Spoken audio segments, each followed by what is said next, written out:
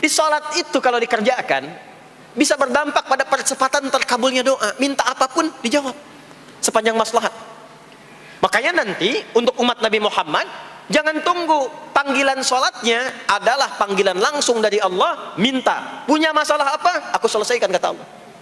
Di sholat itu bukan main-main, bukan beban, bukan sekedar kewajiban, tapi kewajiban yang dipaksa untuk membahagiakan kita. Kalau Allah nggak sayang, nggak akan disuruh sholat.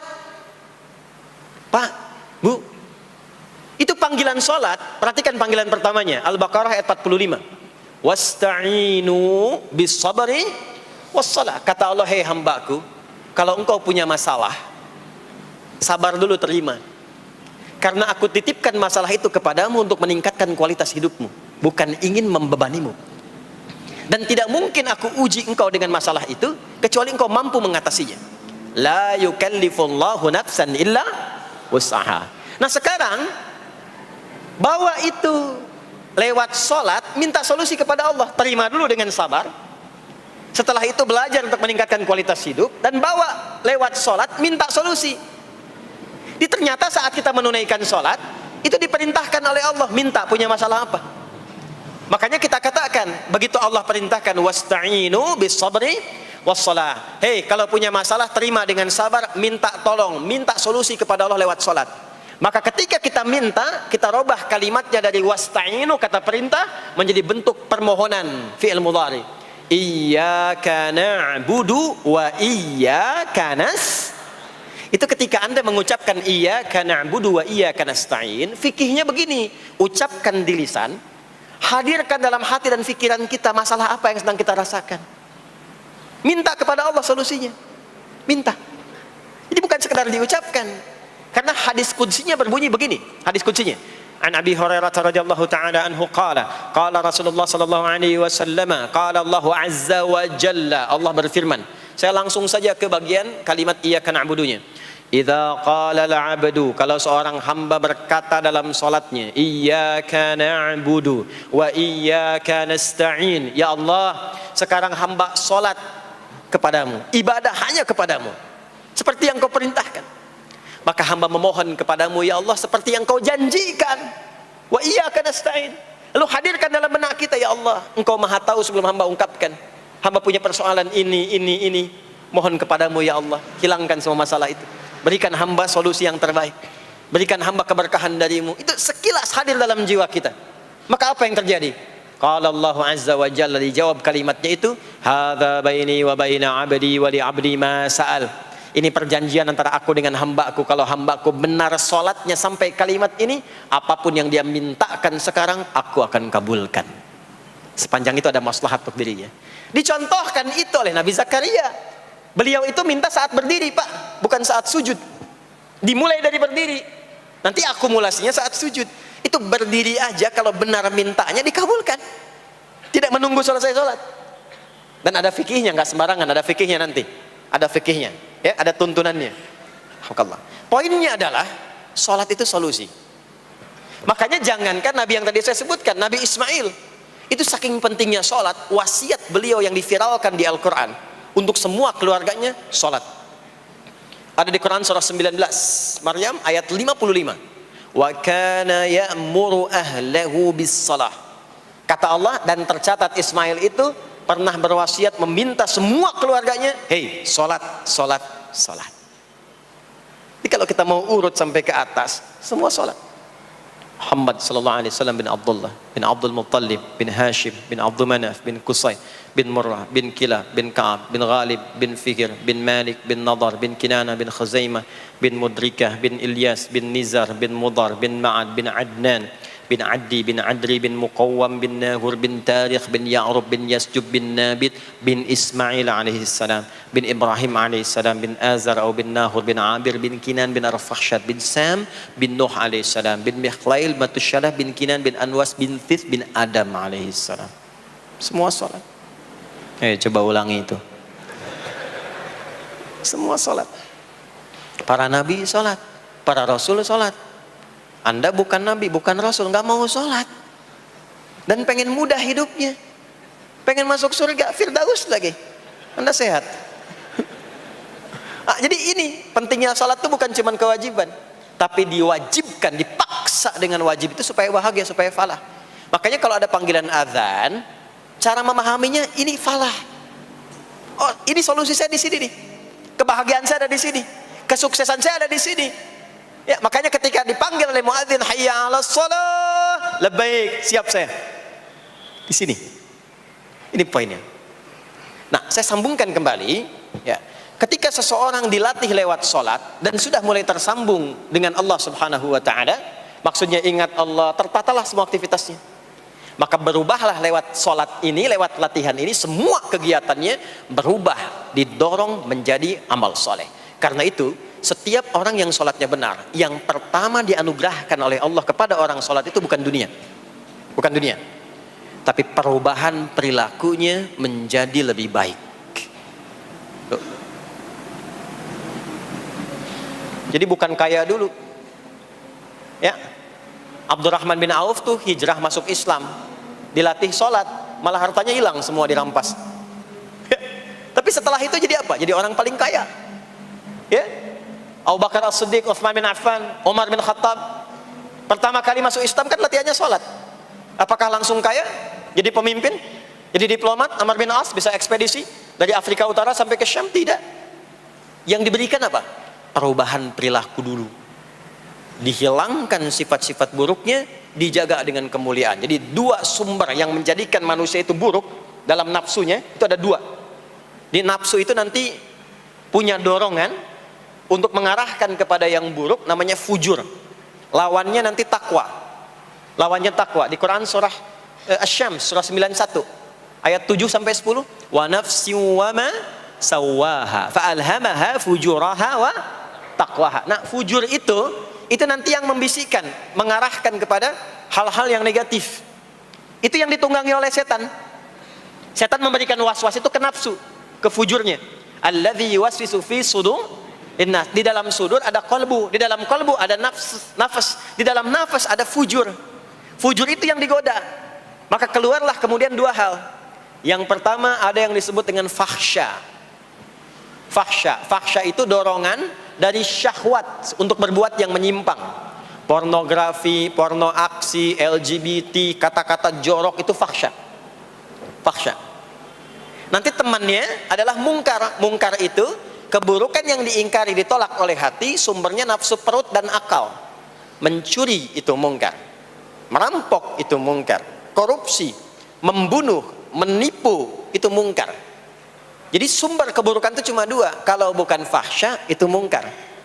Orang yang sholatnya benar, maka parameternya itu, ukuran pertama kali dia dapatkan adalah ditutupnya oleh Allah, dijaganya oleh Allah keadaan nafsunya, sehingga dia tidak dikontrol oleh perbuatan fahsya dan mungkarnya. Maka aktiflah sinyal takwanya. Takwa itu lawan nafsu. Makanya nanti kaitan takwa dengan nafsu sama-sama disebutkan. Nafsu 115 kali, takwa yang terkait fungsi nafsu 115 kali. Takwa digembosi, ya, awas, diwaswasi oleh setan, setan disebutkan 88 kali. Takwa disupport oleh malaikat, malaikat di Quran disebutkan 88 kali. Ini bukan ilmu tak-atik, hitung sendiri aja kalau mau. Itu menarik tuh. Karena sama, kalau Anda mendengar suara adzan kan ada bisikan kan? Cepat, sudah adzan, siap-siap. Itu malaikat tuh. Tapi begitu selesai adzan, la ilaha illallah, tenang, baru adzan, belum qomat. Itu setan. Terus dua-duanya tuh, ya, memberikan bisikan, yang satu mensupport dan seterusnya. Yang paling menarik adalah kalau sholat kita benar, maka sinyal takwa aktif. Makanya amalan takwa pertama itu sholat. Setelah beriman, amalan takwa pertama sholat. Al-Baqarah ayat 2 dan 3. Dzalikal kitabu la raiba fi hudal lil muttaqin. Siapa muttaqin, orang takwa di situ? Ayat 3-nya, alladzina yu'minuna bil ghaibi wa yuqimunas sholat. Jadi kalau sholatnya aktif, takwanya aktif, sinyalnya aktif, sinyal itu yang akan menutup fahsya dan mungkar. Maka turunlah Quran surah ke-29 ayat ke-45. Utlu ma uhiya ilaika minal kitabi wa aqimis shalah. Kita hafal tengahnya, innas salata tanha 'anil fahsya'i wal munkar. Maka kalau orang sholat tidak akan berbuat fahsya, tidak ada lagi yang melambai laki-laki. Allah, nggak ada. Laki-laki yang laki-laki, perempuan-perempuan. Nggak ada lagi tontonan-tontonan pornografi. Yang jorok-jorok, yang kotor-kotor. Nggak ada lagi kata-kata kotor di lisan itu. Karena lisannya dilatih untuk mengucapkan yang baik-baik. Allah, sami'allahu liman hamidah, subhanallah, alhamdulillah, Allahu akbar. Makanya pasca sholat itu berubah. Maaf ya, Allah tidak memberikan kepada Nabi Muhammad SAW tongkatnya Nabi Musa, mukjizatnya Nabi Isa, apalagi Nabi Ibrahim dan selainnya. Tapi Allah turunkan Al-Quran kepada Nabi Muhammad SAW, lalu dipraktekkan Quran itu pertama lewat sholat. Anda tahu apa yang terjadi? Nabi Muhammad itu diutus oleh Allah dalam lingkup masyarakat yang sangat terbelakang dan hatam kriminal. Jadi kriminalnya bukan dikerjakan, hatam. Dan nyaris tidak kenal kebaikan, makanya disebut dengan jahiliyah. Kalau Bapak Ibu tanya di zaman Nabi, ya maaf, ada pezina? Bukan cuman ada, hatam, perfeksionis zinanya. Gitu. Membunuh itu, ya, mabuk, ada orang mabuk kekinian di zaman jahiliyah, pemabuk amatir itu 5 kali sehari mabuknya. Yang amatir. Jadi kalau baru mabuk sekali, 2 kali itu coba-coba. Amatir itu 5 kali. Pembegal. Ya, sekarang kita dengar berita ada begal ini itu. Jahiliyah itu sekampung begal semua. Kampung Gifar. Tapi Allah menghendaki Rasulullah latih lewat salat. Apa yang terjadi? Berubah jahiliyah itu, berubah menjadi khairu ummah. Umat terbaik yang paling teladan, yang menginspirasi, yang pernah berkehidupan di bumi. Sampai persaksiannya dari Allah langsung turun Quran surah ketiga Ali Imran ayat 110. Kuntum khaira ummatin ukhrijat linnas. Jadi kalau ada orang dermawan, itu yang paling dermawan. Kalau ada orang sabar, itu yang paling sabar. Kalau ada pasar yang paling ideal, itu yang paling bagus. Berubah itu. Ya. Kenal Abu Dzar Al-Ghifari? Ayo kenal. Enggak. Abu Dzar Al-Ghifari itu nama aslinya Jundub bin Junadah. Di antara pemimpin begal di zamannya. Dari kota Ghifar. Ghifar itu kampung begal asalnya. Ya, hamukumullah. Masuk Islam. Datang ke Mekah. Bertemu dengan Rasulullah. Begitu masuk Islam, kata Jundub bin Junadah, ya Rasulullah, ausini au kama qala, berikan saya nasihat. Kata Nabi, pulang sekarang. Kata beliau, enggak, saya mau umumkan keislaman saya depan Ka'bah. Kata Nabi, jangan lakukan. Sekarang orang masih belum tahu tentang Islam, nanti marah kamu dipukuli. Kata beliau, ya Rasulullah, saya ini membegal terang-terangan, masa bersyahadat sembunyi-sembunyi? Maka keluar ke depan Ka'bah, dia katakan, ya ma'asyara Quraisyin, hei semua orang Quraisy. Datang orang, usyhidu bi annahu la ilaha illallah wa anna Muhammadar Rasulullah. Aku bersaksi, syahadat la ilaha illallah Muhammadar Rasulullah. Kalian mau apa? Dipukulin sampai pingsan. Sampai ketika akan diteruskan, ada riwayat mengatakan datang Sayyidina Ali bin Abi Thalib, ada yang mengatakan Sayyidina Hamzah, ya, bin Abdul Muttalib radhiyallahu ta'ala anhuma jami'an. Datang menyampaikan, jangan teruskan. Kalau ini meninggal, ini wafat, kita akan celaka karena kafilah kita akan lewat desa Ghifar. Kalau lewat Ghifar gak akan berhasil niaga kita, katanya. Ya, karena akan dihabisi semua ini orang Ghifar. Maka dibiarkan pergi, pulang. Tahu apa yang terjadi? Begitu Nabi hijrah ke Madinah, dikagetkan dengan suara kaki yang berdecak kencang. Bang, bung, bang, bung, bang, bung. Ternyata ada berita gembira. Sekampung begal Ghifar itu masuk Islam semuanya. Berubah jadi baik. Untuk menginspirasi generasi kemudian, maka dipopulerkanlah oleh beliau kunyahnya dengan nama daerahnya. Sayalah Abu Dzar Al-Ghifari. Al-Ghifari itu maksudnya apa? Dulu saya ini berasal dari Ghifar, kampung saya kampung begal. Cuma karena saya masuk Islam, diajarin sholat, diajarin baik, sekampung baik semua. Ya. Makanya orang-orang Arab setelah itu, bahkan non-Arab, kalau datang memperkenalkan daerahnya. Imam Al-Bukhari, itu nama aslinya bukan Al-Bukhari. Nama aslinya Muhammad, punya bapak namanya Ismail, punya kakek namanya Ibrahim, kakek buyutnya Al-Bughirah, yang buyutnya Al-Bardizbah, tinggal di kecamatan Ju'fah, Kabupaten Bukhara, Provinsi Khorasan, sekarang negaranya Uzbekistan. Karena berasal dari Bukhara, datanglah beliau kemudian ke Arab, sekarang ke Jazirah, ke Mekah, ke Madinah, memperkenalkan, saya bukan orang Arab, saya dari Bukhara. Rumusnya tambah alif lam di depannya, ujungnya tutup dengan i. Al-Bukhari, saya dari Bukhara. Diperkenalkan, maksudnya apa? Islam sudah masuk ke tempat saya. Orang-orangnya sudah baik, orang-orangnya sudah khusyuk. Itu memperkenalkan. Orang tua kita, Syekh Yasin dari Padang, maka diperkenalkan Syekh Yasin Al-Padangi. Syekh Ahmad Khatib dari Minangkabau, Syekh Ahmad Khatib Al-Minangkabawi. Syekh Abdul Somad dari Palembang, Syekh Abdul Somad Al-Palembangi. Syekh Nawawi dari Banten, Syekh Nawawi Al-Bantani. Ya, nanti ada Pak Ghafur dari Pondok Indah, ya, Masjid Raya Pondok Indah, datang ke Mekah umrah haji. Ana Ghafur Al-Masjid Raya Al-Pondok Indahi gitu. Itulah salat. Salat. Jadi salat itu merubah keadaan kita lebih baik. Itulah sebabnya kenapa 5 waktu. Karena Allah inginkan di setiap waktu kita jadi orang baik. Di setiap waktu kita bahagia. Setiap waktu selesai persoalan. Datang masalah subuh, ya, antara subuh ke zuhur kan ada masalah tuh. Gak mungkin ada orang dari subuh ke zuhur gak punya masalah tuh, gak mungkin. Tuh wajahnya udah kelihatan tuh. Ya, makanya kita datang, ya, menghadap kepada Allah, minta diselesaikan, minta diberikan taufik, sujud kita, diberikanlah solusi. Zuhur ke asar ada masalah, datang saat asar. Asar ke maghrib punya masalah, datang. Makanya semua ulama dulu seperti itu. Al-Bukhari itu menuliskan kitab sahihnya itu 16 tahun. Setiap satu hadis akan ditulis, salat dulu. Salat dulu. Begitu tenang, nyaman, baru tuliskan. 16 tahun. Itulah salat.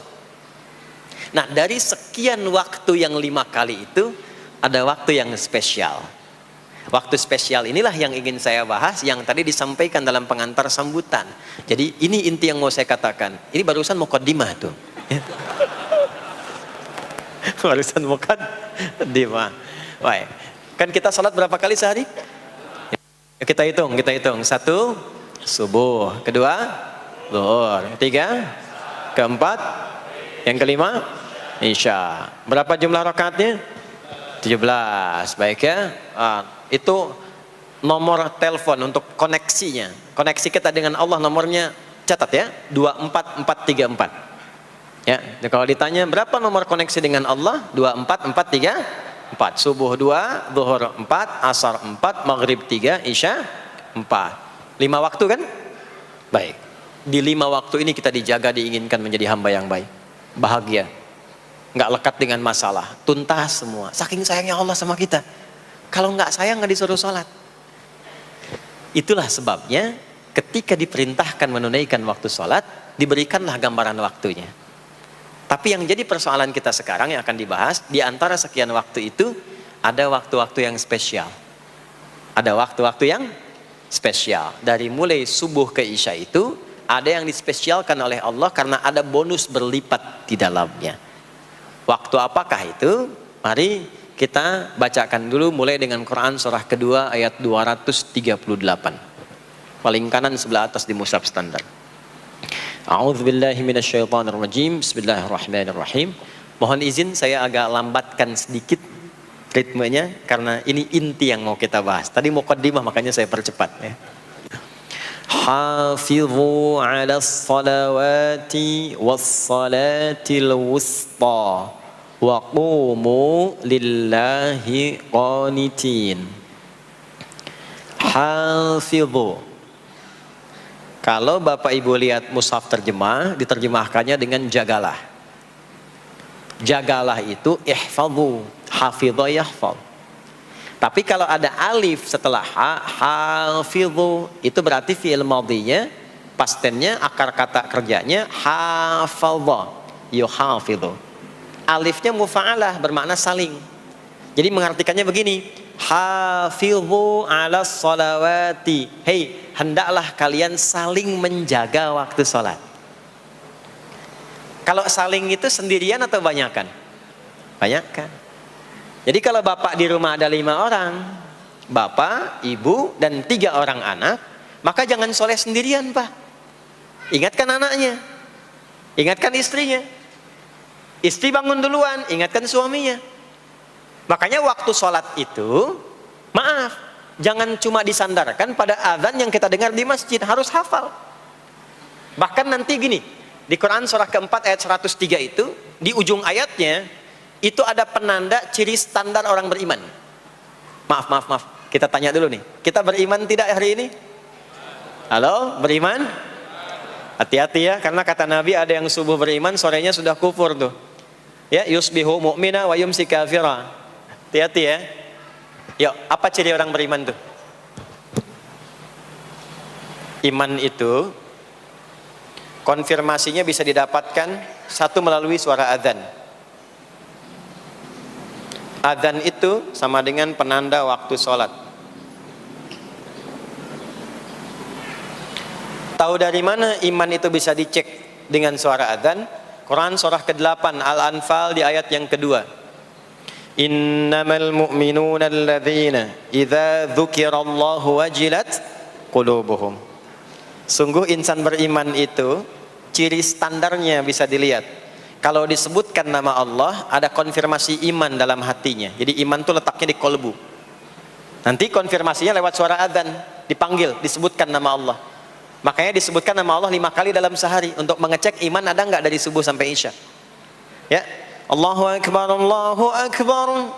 Ada getaran di hati kita, sudah azan. Nah, itulah iman. Itulah iman. Makanya orang yang punya iman dengan yang belum punya iman akan beda getarannya. Ini hanya dimiliki oleh orang yang punya iman saja. Yang belum punya iman nggak bisa, nggak punya itu. Allahu Akbar, Allahu Akbar. Surah apaan nih? Toanya kencang banget, ya. Tapi kalau orang beriman, Allahu Akbar, Allahu Akbar, ya Allah sudah azan. Itu konfirmasi itu. Nanti semakin tinggi imannya, bahkan ada yang orang sudah menunggu sebelum tiba waktunya. Tadi subuh jam 4 lewat 13 di sini. Ada yang nunggu dari jam 3. Padahal belum dipanggil. Ya.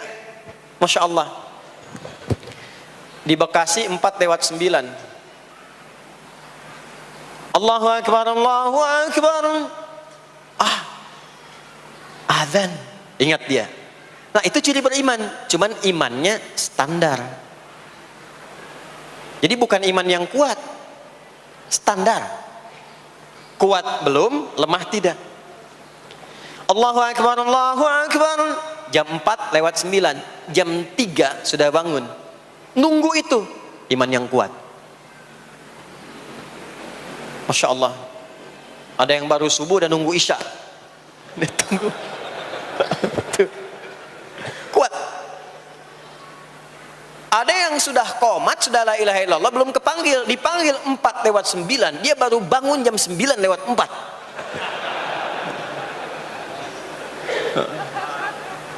Tuh. Nah, ini iman lemah. Di bawah. Ciri standar, karena dipanggil ingat, maka ciri standar orang beriman itu tahu waktu sholat. Harus tahu Pak, Bu. Itu standarnya.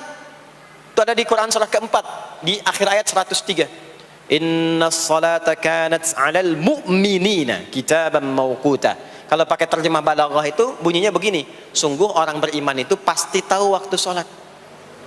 Nah, jadi kalau ditanya jam berapa zuhur nanti belum bisa kita jawab dengan sempurna, itu artinya apa? Imannya belum naik itu ke level standar, belum menguat. Ya, ini poinnya. Nanti kapan waktu sholat itu tiba? Kalau ada yang belum ingat, jangan dibiarkan tidak ingat. Makanya kata Al-Quran, saling menjaga ya waktu sholat itu.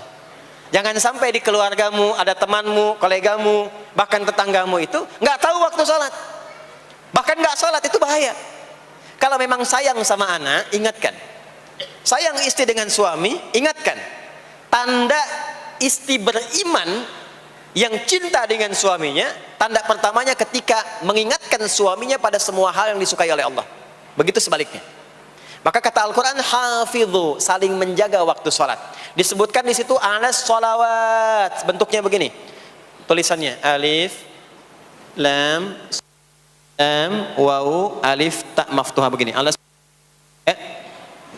begini tulisannya. Karena nanti ada yang begini, ada yang begini. As-sholat, ada yang begini. Biar saja, enggak usah. Ada yang begini, ta marbutah. Seperti Al-Baqarah ayat 3, alladzina yu'minuna bil ghaibi wa yuqimunas shalah. Begini tulisannya. Ada yang begini. As-salat pakai alif, ta, gini. Tapi di Al-Baqarah ayat 238 tulisannya begini. Alas salawati, taknya terbuka. Secara singkat begini, secara singkat. Kalau tulisannya begini, maka yang dimaksud salat fardu. Yang dimaksud salat apa? Salat fardu. Salat fardu itu ada berapa? 5 waktu. Maka kata Allah, hei, saling jaga ya. Waktu sholat yang fardu itu yang 5 waktu. Di antara yang 5 itu ada yang spesial. Wassalatil wusta, waktu yang pertengahan, tengah-tengah di antara 5 waktu itu. Yuk kita tuliskan dulu sebentar. Sholat ada sholat apa saja? Subuh, kemudian zuhur, kemudian asar, kemudian nggak cukup, ambil ke sini, maghrib, kemudian isya. Subuh, zuhur, asar, pindah sini, maghrib, isya. Lihat rumusnya. Jadi yang sholat pertengahan yang mana?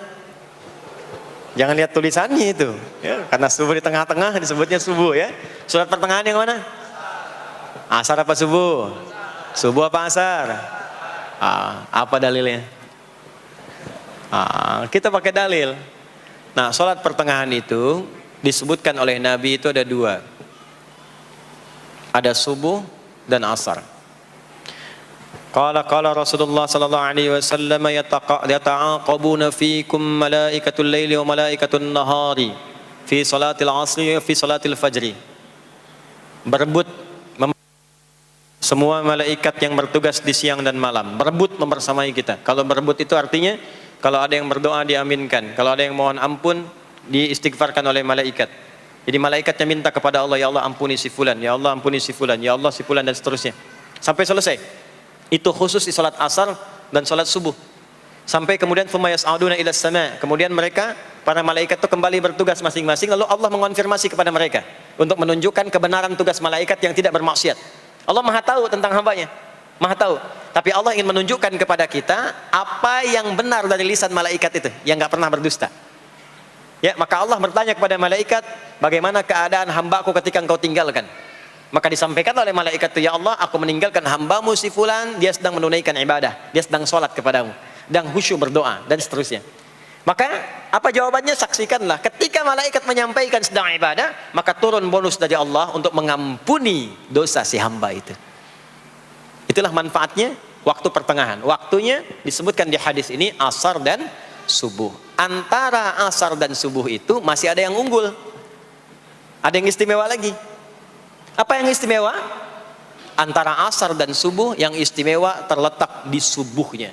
Jadi dari 5 waktu ini, yang pertengahan asar dan subuh, karena amal di bawah ditunjukkan untuk mendapatkan penilaian langsung dari Allah seketika dan memberikan jawaban dari apa yang kita inginkan, asar dan subuh. Tapi dibandingkan asar dengan subuh, gila keduanya dibandingkan, dua-duanya mulia. Maka subuh punya kemuliaan yang tidak dimiliki oleh asar. Ya, makanya nanti asar bisa bertemu dengan zuhur, masih ada jama, masih ada qasar. Maghrib ketemu isya, masih ada jama, ada qasar. Ya, tapi subuh nggak bisa dijama, nggak bisa dikosor. Ya. Makanya subuh letaknya jauh, ke isya jauh, ke zuhur jauh. Ya, saya mau jamaah, ya jama antara isya dengan subuh biar nanti bangunnya sekalian gitu, nggak bisa. Ya, maghrib masih bisa dijama dengan isya, isya dikosor dari 4 jadi 2. Maghrib nggak bisa dikosor karena 3 nggak mungkin jadi 1,5. Ya, zuhur udah 2, masa mau dikurangin lagi? Subuh udah 2, nggak mungkin dikurangi lagi. Maka dari itu subuh menyendiri sendiri. Nah, ada apa kemuliaan di subuh itu? Maka turunlah Quran surah ke-17 ayat 78 yang tadi saya bacakan di awal. Aqimis salata liduluki syamsi ila ghasaqil lail. Sampai sini zuhur sampai isya. Duluki syamsi tergelincir matahari itu zuhur. Sampai ghasaqil lail tiba malam itu isya. Lalu ditutup ujungnya wa qur'anal fajr. Khusus untuk subuh itu ditambahkan selain sholat ada bahasa Quran di Quran sendiri. Khusus untuk subuh redaksinya ditambahkan dengan Quran. Apa apa itu Quran? Halo, apa itu Quran? Kalau tidak tahu cepat katakan wallahu a'lam. Apa itu Quran? Wallahu a'lam. Ada Quran, ada Al-Quran. Ada Quran, ada Al-Quran. Kalau yang disebut Al-Quran itu mutlak firman Allah. Dari mulai Al-Fatihah sampai An-Nas. Ini yang terdapat di dalam mushaf ini, di 2 jilid ini. Ya, itu Al-Quran. Kalau disebutkan Quran tanpa alif lam, maka yang dimaksudkan bacaan secara umum. Apakah itu Al-Quran, doa, istighfar, semua bacaan itu Quran. Kemuliaan sholat subuh itu dimulai sejak waktu fajar, matahari mulai keluar sinarnya untuk membelah gelapnya malam, itu sinarnya disebut dengan fajar. Nanti subuhnya saya terangkan di akhir. Sinarnya dibelah, membelah kegelapan malam, fajar shadiq. Maka pada saat itu bukan hanya sholatnya yang punya keistimewaan seperti sholat asar tadi, tapi semua bacaannya langsung dijawab seketika oleh Allah Subhanahu wa taala, dipersaksikan oleh seluruh malaikat dan dijawab langsung oleh Allah Subhanahu wa taala. Jadi kalau Anda berdoa, maaf, doanya lebih cepat terkabul kalau dipanjatkan dengan cara yang benar dan khusyuk. Kalau Anda istighfar, langsung dijawab. Kalau kita baca Quran, pahala langsung dituliskan berlipat. Itulah kemuliaan waktu fajar. Jadi Allah sendiri yang menyampaikan, bukan cuma sholat yang penting, semua bacaannya itu langsung didengar, langsung direspon, langsung dipersaksikan. Karena itu ada anjuran bahkan dari Al-Quran, dan ini dikerjakan oleh semua sahabat, saking pentingnya sholat subuh itu, waktu fajar itu, bahkan mereka bangun dan menunggu sebelum tiba fajar. Maka disitulah muncul kemudian tahajud. Maka muncullah kemudian istighfar sebelum waktu subuh. Ya, ada amalan, ini saya mau kasih rahasia ya. Tapi tolong jaga, ini antara kita saja di sini. Ya, rahasia. Ada waktu sebelum subuh. Cuman 15 sampai 20 menit kurang lebih. Ingat ya, kalau dikonversi sekitar 15 sampai 20 menit waktunya. Namanya waktu sahar. Sahar, jamaknya ashar. Jamak itu karena setiap hari oleh Allah dikasih itu. Sahar, jamaknya ashar. Rahasianya di mana? Bapak Ibu, ini waktu yang paling cepat untuk terkabulnya doa. Anda mau minta apa saja, hadisnya qudsi. Ibadi, kata Allah, hambaku, siapapun yang bermohon sekarang aku kabulkan, yang minta aku berikan. Wa man istaghfara li ghafartu lah. Siapa yang minta ampunan, istighfar, aku ampuni dia sekarang juga. Baik. Bapak Ibu begini, saya tanya nih, kalau ditawarkan minta apa saja diberi. Ya. Terus minta ampun juga diampuni. Pilih mana? Minta apa saja diberi, mau minta apa saja, atau mau minta ampunan istighfar? Pilih mana? Jujur aja, kalau ada proyek nilainya 100 miliar, ya, ada utang 1 miliar belum ditutup, terus belum minta apa saja diberikan.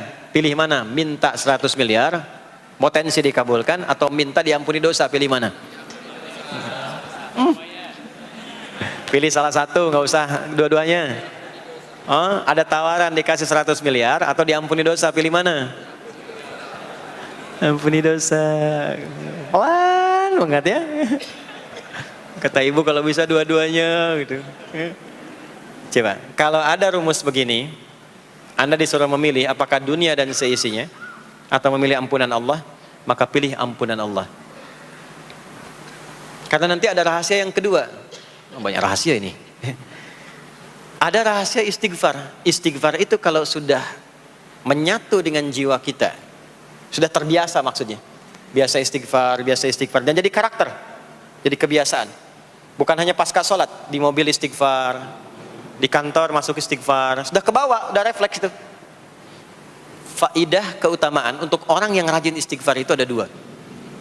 1, diampuni dosanya oleh Allah, yang cirinya nanti akan dijaga dari maksiat. Ya, bukan maksum, karena maksum itu untuk para nabi. Untuk para nabi dan rasul. Manusia nggak ada yang maksum selain nabi dan rasul. Maksudnya apa?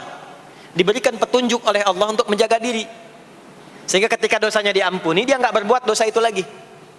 Mata biasa melihat yang tidak baik. Tobat, diampuni dosa mata itu, cirinya adalah mata nggak senang lihat yang nggak baik lagi.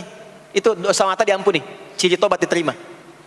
Maka istighfar itu menggugurkan dosa-dosa dan menjaga kita dari perbuatan salah.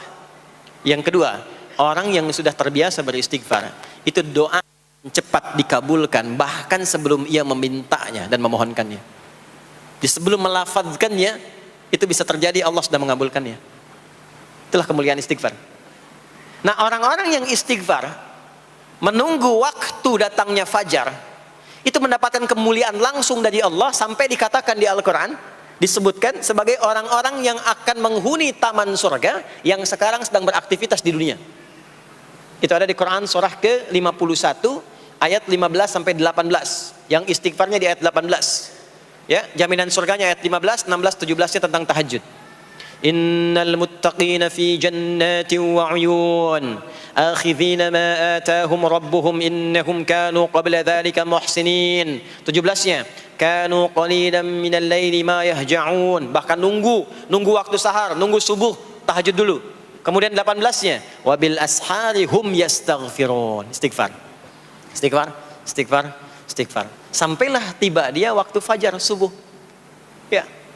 Itu selesai dia istighfar, dapat kesempatan subuh, sholat dulu 2 rakaat. Itu saking tingginya waktu itu, nilainya kata Nabi melebihi dunia dan seisinya. Melebihi dunia dan seisinya. Masya Allah. Makanya muncul kemudian sabda Nabi, raka'atul fajri khairum minad dunya wa ma fiha. 2 rakaat subuh ini daripada dunia dan seisinya. Itu asalnya di sini.